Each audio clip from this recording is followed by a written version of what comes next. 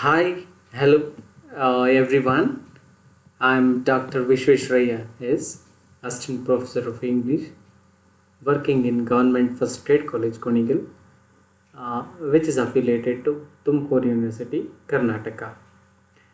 So, dear viewers and my dear students, and this particular session is going to give you information on Alexander Pope. The topic is Alexander Pope. So the timeline of Alexander Pope is 1688 to 1744. So we can consider that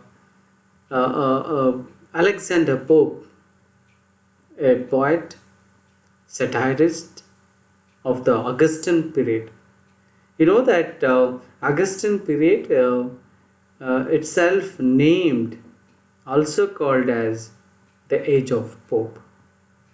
So such a importance or a great writer of the age, and also even a greatest artistic exponents of in English. As a poet, in the early 18th century, we can say that is very much popular for his heroic couplet, and also his best known satirical and discursive poetry, which includes the rape of the lock, and even the Dunciad, and even an essay on criticism, and his translation. Okay, that is very important. His translation of Homer. Okay, these are the things remember when we just speak about Alexander Pope. Dear viewers, it is very important again to mention that the Pope, though he was, he had his very sore, start of his life, like in childhood days, and he didn't even get a proper formal schooling at all. So with the intense zeal that look at that how popular this poet is. Okay, so to look at Alexander Pope, and even the students of literature, English literature, you must know this figure, because even the Tumkur University second semester BA optional English students prescribed with rape of the lock, that is their Belinda's toilet. There you should understand how Pope's influence, or Pope's writing satirically to just speak about the society of the time. That is how Belinda, that I just speak Belinda's, and in the next videos about that. Okay, dear viewers, in this background, let us have a biographical sketches or biographical note on Alexander Pope. Okay, so viewers, you will be having slides on the screen, so kindly watch and get information on Alexander Pope. Okay, so look at that. Yeah, let us go to the slide. Sorry. Yeah. Okay, here it is very important to know that this slide is on the title to say Alexander Pope, And look at the early life of Alexander Pope.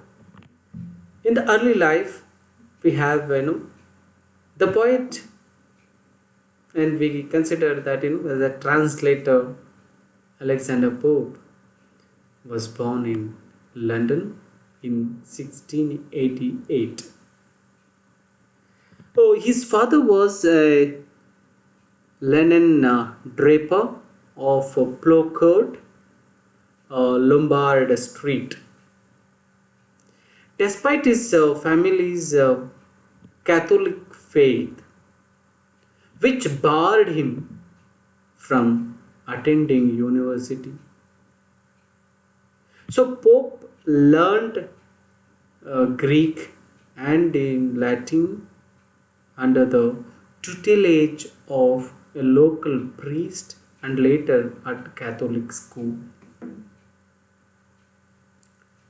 So, in 1700, Pope's family moved to Benfield in Windsor Forest, where Pope undertook a regime of rigorous self-education. Look at that, rigorous self-education once his formal education was complete. So, he read, studied and translated, sometimes teaching himself languages through the act of translation. So it was at Benfield that the 16-year-old Pope, look at that, very important, dear viewers, at the age of 16, Pope composed his pastorals, the first publication published in 1709. Around this same time, Pope contracted some form of tuberculosis,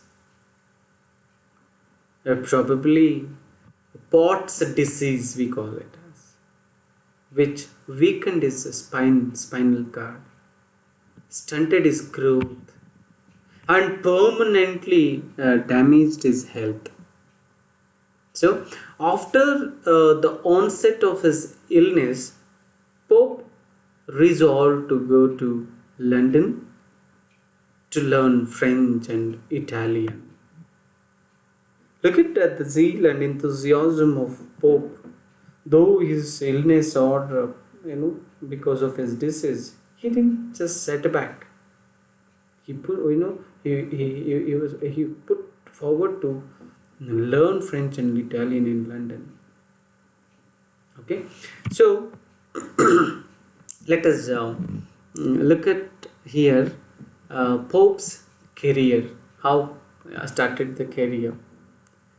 In the circles of fashionable London society, when he goes to London, and there in the fashionable London society, there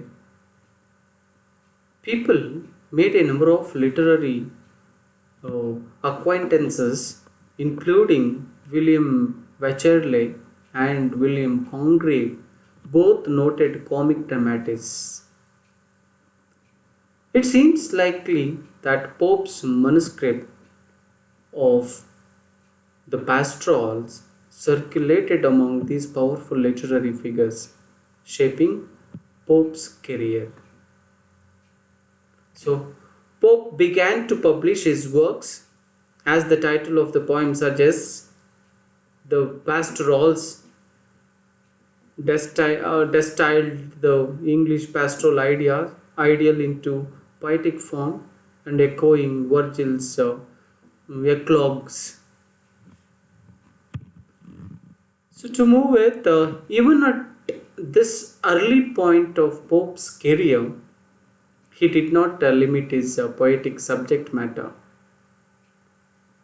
His second major poem, an essay on criticism, took more discursive tone, closer to Horace's Ars Poetica. There, then an essay on criticism gained the attention of Joseph Addison, one of the founders of influential magazine The Spectator, and he included some of Pope's works in the publication. Okay, so like this, Pope started his career, and to look at literary contribution of Alexander Pope.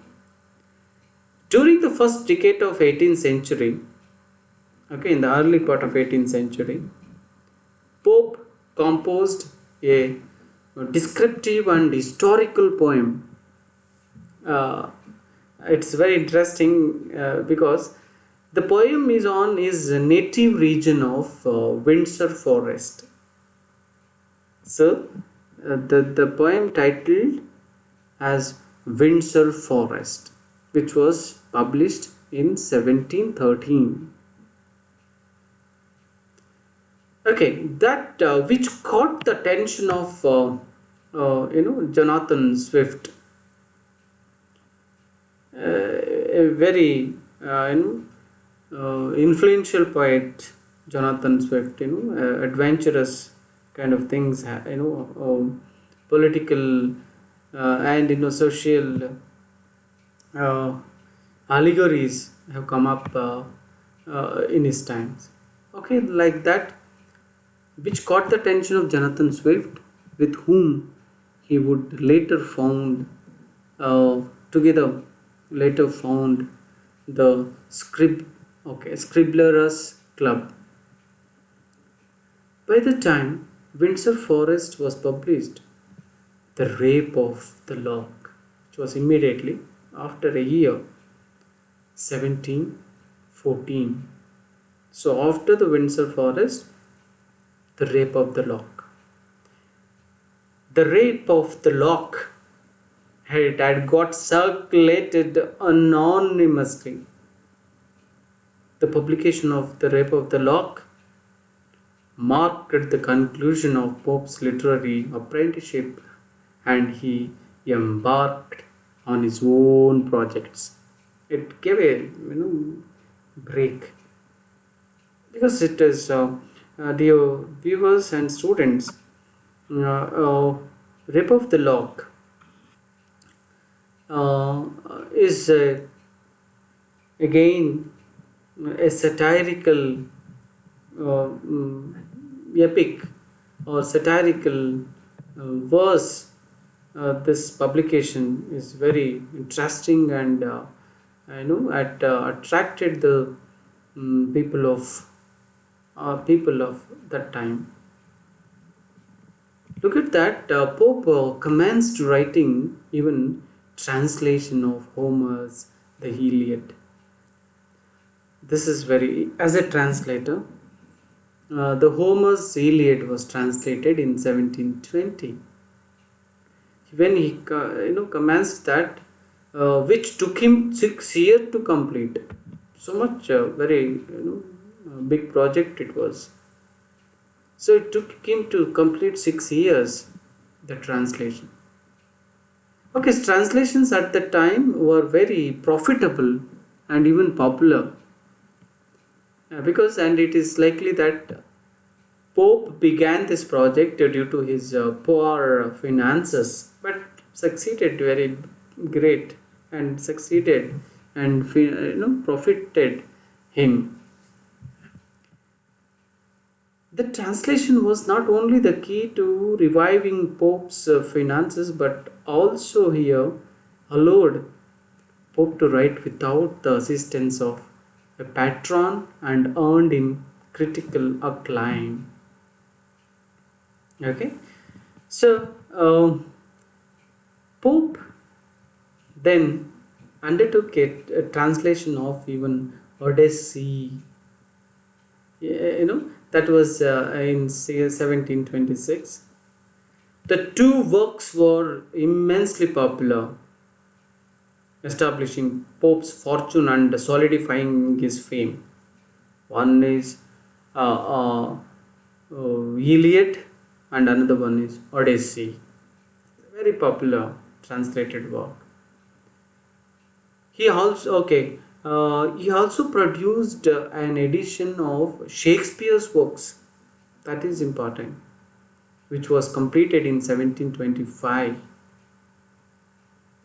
At the same time, Pope was drawn to a friendship with a group of writers with Tory sympathies, who styled themselves the Scribblers Club.